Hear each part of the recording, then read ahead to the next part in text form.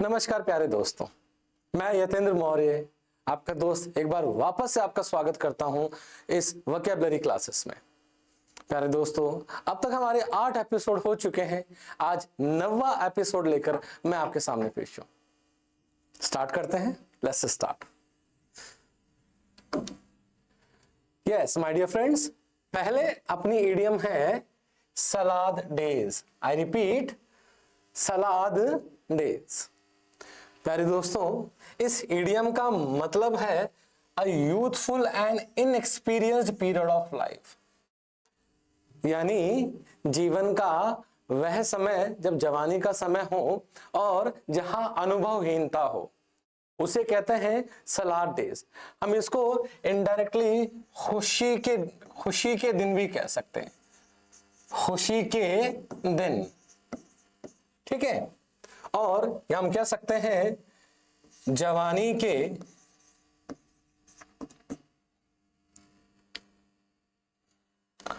अनुभवहीन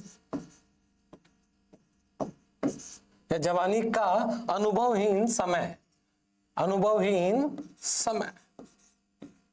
तो जवानी का जो अनुभवहीन समय होता है मेरे प्यारे दोस्तों, उसी को क्या कहते हैं? सलाद डेज कहते हैं। आप देख सकते हैं इस पिक के माध्यम से। आप देखिए, यहां पर लड़की गाना सुन रही है, लड़का पेड़ की टहनी से लटक रहा है, यहां पर लड़का यहां पे स्केटिंग कर रहा है, ठीक है। तो यहां पर इन तीनों को देखकर लगता है कि किसी प्रकार की कोई टेंशन नहीं है, बस मस्त अपनी लाइफ को जी जा रही है। तो जो खुशी के दिन होते हैं, जो मस्त लाइफ होती है शुरुआत की जवानी वाली, उसी को सलाद डेज कहते हैं। बढ़ते हैं दोस्तों आगे। अगली अपनी इडियम है sail in the same boat. I repeat, sail in the same boat. इसका मतलब है to be in the same situation as others, यानी दूसरों की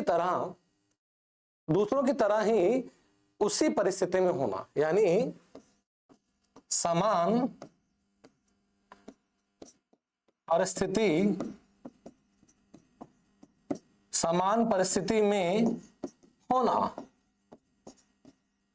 समान परिस्थिति में होना, समान स्थिति में होना, उसे ही sail in the same boat कहते हैं। पिक के माध्यम से समझते हैं दोस्तों। आप देखिए, ये तीनों की तीनों एक नाव में हैं और तीनों नाव में बैठे हैं और तीनों एक ही नाव में हैं और एक ही दिशा की तरफ बढ़ रहे हैं और तीनों चप्पू से इस नाव को आगे बढ़ा रहे हैं। यानी तीनों की परिस्थिति क्या है? सेम है। तीनों की स्थिति सेम है, एक ही नाव में है, तीनों चप्पू चला रहे हैं और एक ही दिशा में बढ़ रहे हैं। तो मैं कह सकता हूं they are sailing in the same boat. बढ़ते दोस्तों आगे।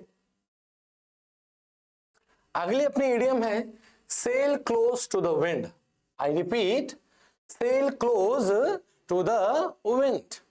और इसका मतलब है टू टेक रिस्क्स, जोखिम लेना, and act just within the limits of what is legal और एक्सेप्टेड।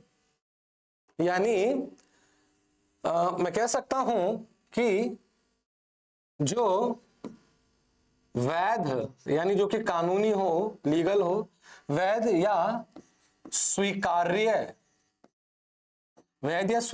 हो, उसी हद में, उसी लिमिट में जोखिम लेना, उसी हद में, उसी लिमिट में जोखिम लेना। जो स्वीकार्य हो, जो लीगली एक्सेप्टेबल हो, उसी हद में, उसी कानूनी दायरे में जोखिम उठाना। आइए दोस्तों इस पिक के माध्यम से समझते हैं। आप देखिए, यहां पर ये लड़का एक हवा की दिशा में ही बह रहा है, यानी उतनी ही रिस्क ले रहा है जितना ये ले सकता है, जितना इसके लिए स्वीकार्य है, ठीक है। आप देखिए, हवाएं चल रही हैं और ये आगे बढ़ता जा रहा है। ये आगे बढ़ने की रिस्क ले रहा है समंदर में, हवाओं के बीच, और इसलिए लेने पा रहा है क्योंकि उसको पता है कि मेरी लिमिट कितनी है। उस लिमिट में ही ये क्या कर रहा है? अपने आगे बढ़ने का जोखिम ले रहा है। इसलिए इसे कहते हैं sail close to the wind. बढ़ते हैं दोस्तों आगे। सेफ एंड साउंड, ये दोस्तों कई बार हम बोलते हैं, हमारी आम बोलचाल की दिनचर्या में ये अपन बोलते हैं। सेफ एंड साउंड, इसका मतलब है कंप्लीटली सेफ, पूर्ण रूप से सुरक्षित विदाउट हार्म, बिना किसी नुकसान के। मैं लिख देता हूं यहां पर, पूर्ण रूप से सुरक्षित, पूर्ण रूप से सुरक्षित, बिना बिना नुकसान के, पूर्ण रूप से सुरक्षित बिना किसी नुकसान के, उसे कहते हैं सेफ एंड साउंड। आप देखिए, एक माँ अपने बेटे को गले लगा रही है क्योंकि उसको पता है कि उसका बेटा क्या है, सेफ एंड साउंड है, एकदम सुरक्षित है बिना किसी नुकसान के। ठीक है दोस्तों, इसे कहते हैं सेफ एंड साउंड होना। बढ़ते हैं आगे।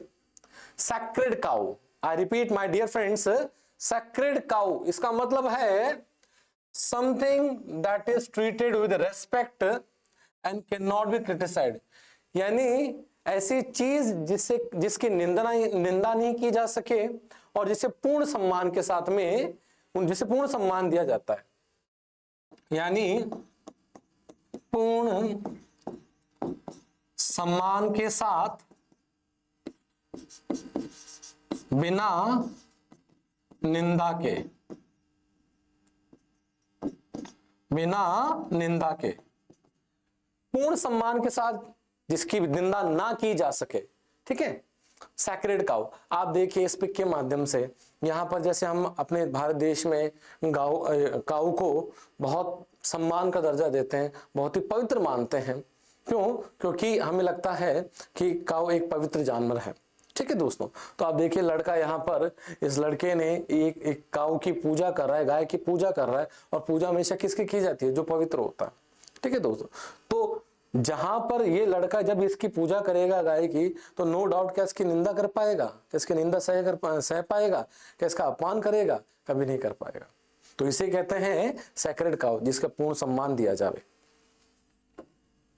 अगली है set one's face against. I repeat, set one's face against.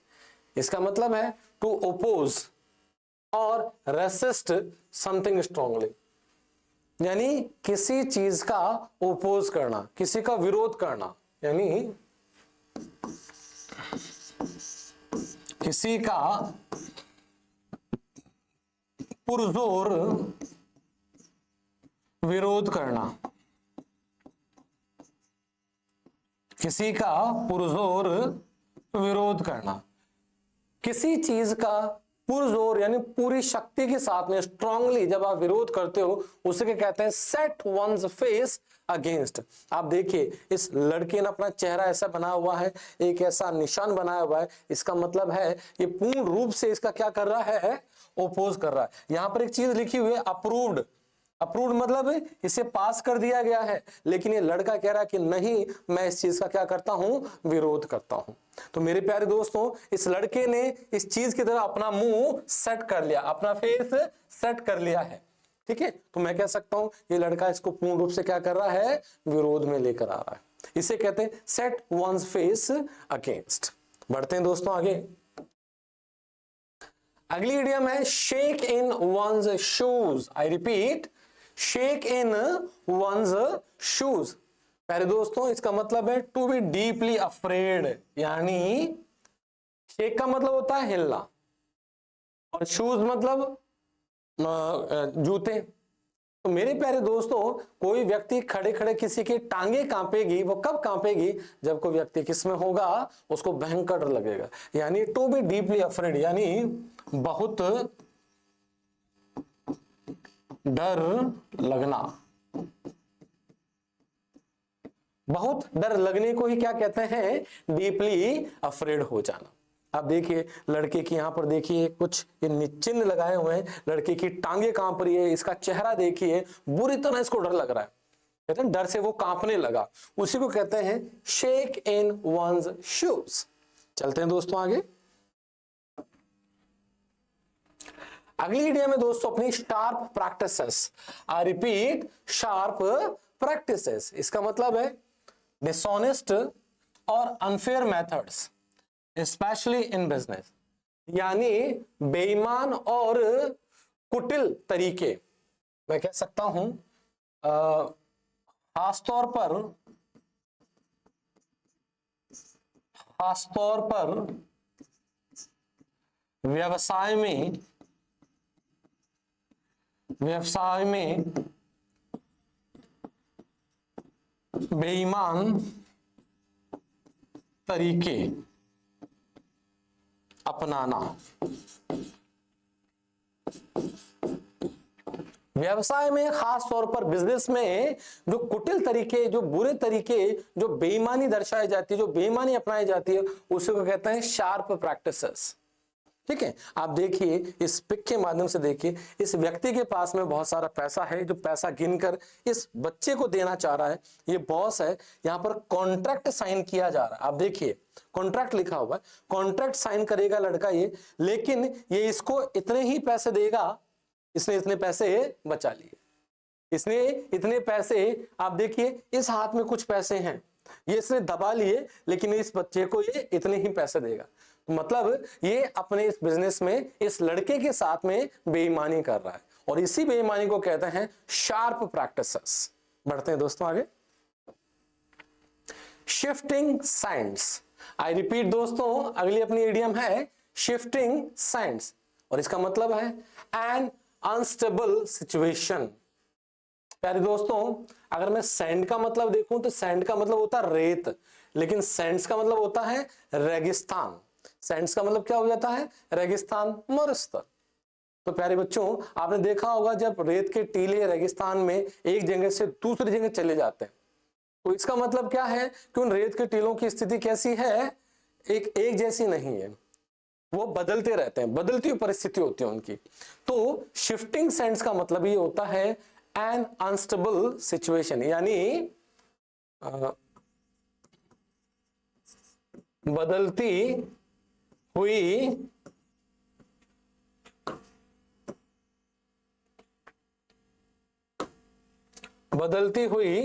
स्थिति।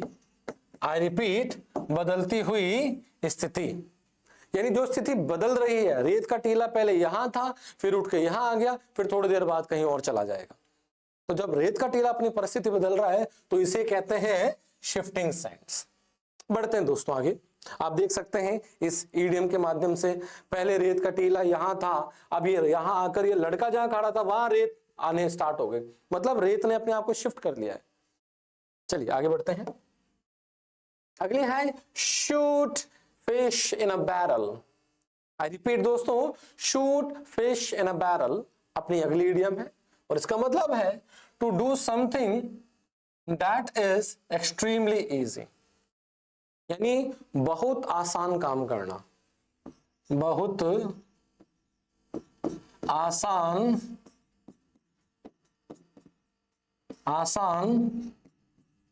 कार्य करना, बहुत आसान कार्य करना, बहुत आसान कार्य करना। तो मेरे प्यारे बच्चों, इस बात का ध्यान रखें, इस ईडियम के माध्यम से, इस पिक के माध्यम से देखिए, शूट हमेशा गोली से किया जाएगा।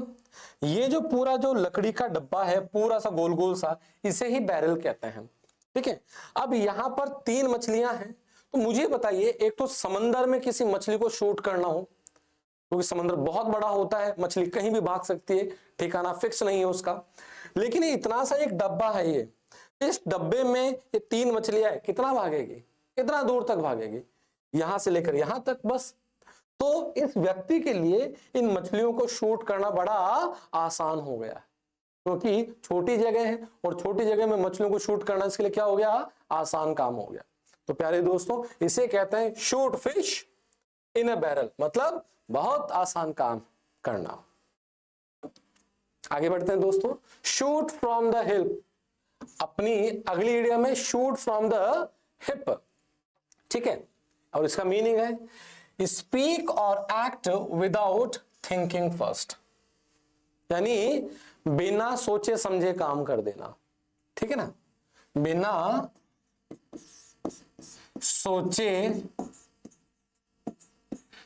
सोचे कोई काम करना या बोलना। बिना सोचे समझे कोई काम करना या बोलना, उसी को क्या कहते हैं मेरे प्यारे दोस्तों? Shoot from the hip. आप देखिए इस पिक के माध्यम से, देखिए लड़का हाथ से भी गोली चला रहा है, और यहां पर देखिए, ये देखिए इसने अपनी कमर पे हिप पर एक बंदूक लटकाई हुई, एक गन लटकाई हुई है, यहां से भी शूट कर रहा है, यहां से भी ये शूट कर रहा है। और इसे कहते हैं बिना सोचे समझे कोई काम करना या बोल देना।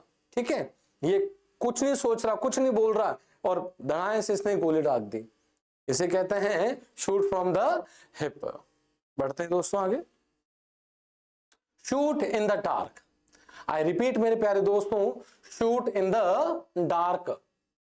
और शूट इन द डार्क का मतलब होता है अ गेस, एक अनुमान, और अटेम्प्ट, और एक कोशिश, that is not based on knowledge और फैक्ट।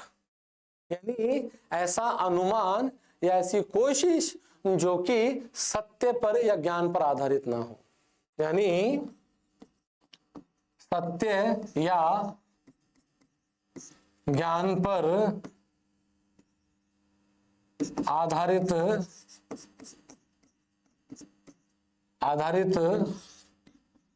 न होने वाला अनुमान, यानी सत्य ज्ञान पर आधारित न होने वाला कोई अनुमान, उसी को कहते हैं शॉट इन द डार्क। यानी सीधी सी बात, हम इसको कई बार हिंदी में बोलते हैं कि अंधेरे में तीर चलाना। हमें पता ही नहीं क्या करना है, कैसे करना है, लेकिन बस अंधेरे में हमने शूट कर दिया, अंधेरे में तीर चला दिया। और उसे क्या कहते हैं कि सत्य और ज्ञान पर आधारित ना होने वाला अनुमान। हमें पता नहीं है, फैक्ट पता नहीं है कहां पर तीर चलाना है, कहां पर गोली चलानी है, बस अनुमान लगाकर हमने काम कर दिया, और इसे कहते हैं शॉट इन द डार्क। आप देखिए लड़का यहां पर टॉर्च लेके घूम रहा है, और यहां पर अंधेरे में सिर्फ यहां पर 2 आंखें चमक रही है। आप देखिए सिर्फ 2 आंखें चमक रही है, लड़के को लगा कुछ और होगा, इसके पसीने पसीने निकले, लेकिन इसको क्या पता है कि छोटी सी बिल्ली है। तो इसने अंधेरे में सिर्फ शूट किया है, अंधेरे में सिर्फ टॉर्च मारी है, इसको पता नहीं है अंधेरे में क्या बैठा हुआ है। इसे कहते हैं शॉट इन द डार्क। बढ़ते हैं दोस्तों आगे। Shoulder to shoulder. I repeat my dear friends, अगली अपनी इडियम है शोल्डर टू शोल्डर। इसका मतलब है supporting one another, working together, यानी एक दूसरे का साथ देना, साथ काम करना, यानी साथ काम करना, साथ काम करना या समर्थन देना, शोल्डर टू शोल्डर, कंधे से कंधा मिलाकर, जिसे हम हिंदी में कहते हैं। तो कंधे से कंधा मिलाकर चलने का मतलब क्या हुआ? साथ साथ काम करना, एक दूसरे का समर्थन करते हुए चलना। आप देख सकते हैं दोनों दोस्त एक दूसरे के कंधे से कंधा मिलाकर, ये देखिए कंधे से कंधा मिलाकर आगे बढ़ रहे हैं, मतलब एक दूसरे का समर्थन कर रहे हैं, साथ काम करते हैं लोग। बढ़ते हैं दोस्तों आगे। अगली है show someone a clean pair of heels. I repeat प्यारे दोस्तों, show someone a clean pair of heels. प्यारे दोस्तों हील का मतलब क्या होता है? ये, ठीक है दोस्तों। और पेयर मतलब जोड़ी, पैर हमेशा जोड़े में होते हैं, ठीक है। और शो का मतलब होता है दिखाना। तो इसका मतलब क्या होता है? To run away from someone leaving them behind. तो इस इडियम का मतलब हो जाता है भाग निकलना, भाग जाना। यानी सीधी सी बात है, किसी परिस्थिति से या किसी व्यक्ति के सामने से भाग जाना, भाग निकलना, उसे कहते हैं to show someone a clean pair of heels. आप देखिए यहां पर ये लड़का है, ये लड़का, दोनों साथ थे। अब ये लड़का इस लड़के के साथ में सामने से भाग निकल रहा है। तो जब ये भागेगा तो पैर के जो तलवे हैं तो नजर आएंगे ना, है? पैर के जो तलवे हैं ये नजर आएंगे, मतलब ये शो कर रहा है अपने पैर के तलवों को, क्लीन पेयर ऑफ व्हील्स। और कब शो होता है ये? जब कोई व्यक्ति तेजी से भागता है, तो इसे कहते हैं भाग निकलना। बढ़ते हैं आगे दोस्तों। अगली जो अपनी इडियम है शो द व्हाइट फेदर, और इसका मतलब है टू शो कावर्डिस, यानी सीधी सी बात है मेरे प्यारे दोस्तों, कायरतापूर्ण कार्य करना, या कहते हैं ना कोई युद्ध वुद्ध रुकवा देना, कुछ भी ऐसा करना। ठीक है, तो आप देखिए यहां पर लड़के ने सफेद पंख, show the white feather. White feather का मतलब क्या होता है? सफेद पंख। सफेद पंख दिखाकर क्या किया है? अपनी कायरता का सबूत दिया है। बढ़ते हैं दोस्तों आगे। प्यारे दोस्तों, वैसे अपनी इडियम्स कल कर ली थी, लेकिन फिर भी अपन देख लेते हैं इनको। अगली अपनी इडियम है सिंक और स्विम। आई रिपीट, सिंक और स्विम, और इसका मतलब है टू सर्वाइव और fail based on your ability और एफर्ट्स, यानी अपनी ही क्षमताओं और अपने ही प्रयासों के आधार पर या तो सर्वाइव कर जाओ, बने रहो, या फिर असफल हो जाओ। तो अब देखिए यहां पर सिंक का मतलब होता है डूबना। सिंक का मतलब होता है डूबना, जो कि लड़का हो रहा है, और स्विम का मतलब होता है तैरना। तो दोनों के सामने एक परिस्थिति आई है, दोनों समंदर में है, और दोनों के सामने परिस्थिति है कि भैया आप समंदर में तुम आ गए हो, अब कोई नाव वाव नहीं है, अब तुम तुम्हारी एबिलिटी के आधार पर, अपने एफर्ट्स के आधार पर देख लो तुम्हें क्या करना है। अब यहां पर देखिए, इसको तैरना नहीं आता, इसमें अंदर तैरने की क्षमता नहीं है, तो ये क्या कर रहा है? ये डूब रहा है। ठीक है, और इसमें तैरने की क्षमता नहीं है, तो ये क्या कर रहा है? सरवाइव हो रहा है। ये क्या कर रहा है? सरवाइव हो रहा है। ठीक है, तो तैरने वाला, स्विम करने वाला सरवाइव हो जाएगा, और जो तैर नहीं पाएगा, सिंक करने वाला, वो क्या हो जाएगा? डूब जाएगा, यानी फेल हो जाएगा। इसे कहते हैं सिंक और स्विम। अगली अपनी जो इडियम है दोस्तों, वो है show one's true colours. Show one's true colours, और इसका मतलब है to show what one is really like, specially one's true character. किसी का असली चरित्र दिखाना, किसी का असली चरित्र दिखाना, असली चेहरा दिखाना। हम लोग कई बार कहते हैं कि मैंने उसका असली चेहरा देखा, उसने अपना असली रंग दिखा दिया, उसने अपना असली चरित्र दिखा दिया, उसी को कहते हैं दोस्तों शो वंस ट्रू कलर्स। आप देखिए, होने को ये लड़का बड़ा मासूम सा, सौम्य सा होता है, लेकिन एक ऐसी बात हो गई कि इसने अपने चेहरे से नकाब हटाया और अपना असली रंग बता दिया कि मेरा चरित्र ये है। तो लोगों ने इसका असली चरित्र देख लिया, असली कलर देख लिया। इसे कहते हैं to show one's true colours. बढ़ते हैं दोस्तों आगे। Next is sit in judgement. अगली इडियम अपनी क्या है दोस्तों? सिट इन जजमेंट, और इसका मतलब है टू क्रिटिसाइज और जज others though you are better than them, यानी किसी की निंदा करना या किसी का न्याय करना, जज करना, ये मानते हुए कि आप दूसरों से बेहतर हैं। इडियम देखिए, आप इस पिक में देखेंगे, ये जज साहब है, और जज साहब का काम क्या है? दूसरों को जज करना। ये दोनों को क्या कर रहे हैं? जज कर रहे हैं। तो सिट इन जजमेंट, क्योंकि ये जजमेंट में बैठे हुए, तो जज साहब क्या करेंगे? जज ही करेंगे। आगे बढ़ते हैं दोस्तों। अगली है sit pretty. I repeat, sit pretty अपनी इडियम है। इसका मतलब है to be in a good और कंफर्टेबल पोजीशन, स्पेशली फाइनेंशियली और इन लाइफ, यानी जीवन में, यहां लिख लेते हैं, जीवन में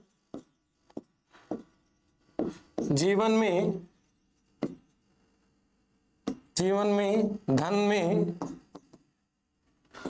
आरामदायक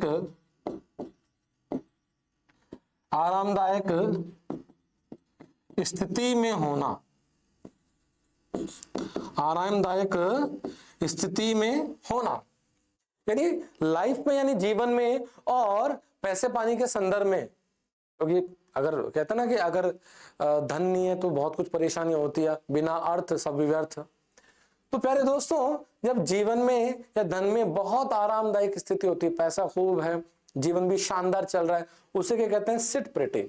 तो सिट का मतलब देखिए बैठना, और प्रिटी मतलब शानदार तरीके से। तो लड़की देखो आराम से बैठी बैठी चाय पी रही है, इसके पास देखो यहाँ पर बहुत सारा पैसा पड़ा हुआ है, सोने के सिक्के, डॉलर्स पड़े हुए हैं, आरामदायक सिचुएशन में है।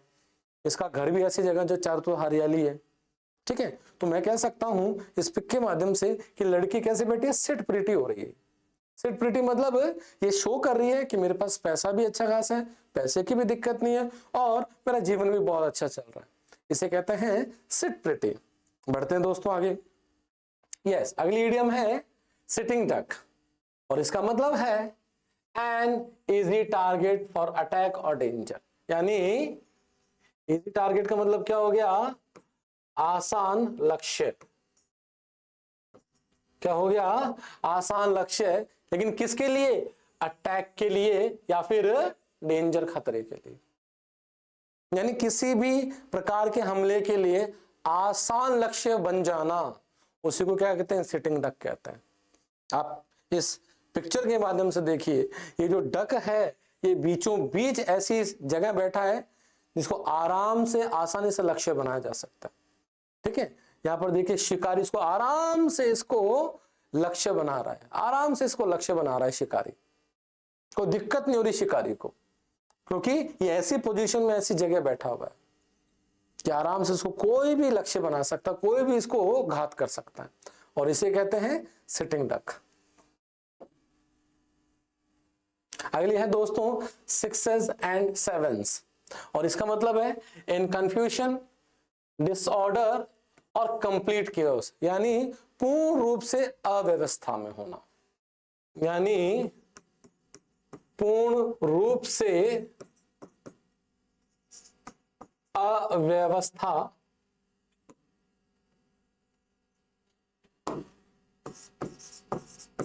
पूर्ण रूप से अव्यवस्था में होना।